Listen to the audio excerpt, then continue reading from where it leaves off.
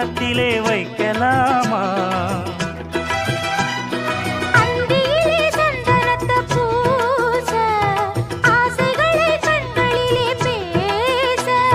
சேலையிலே நீ விசிறி வீச, காலையிலே பார்த்த கண்ணு கூச.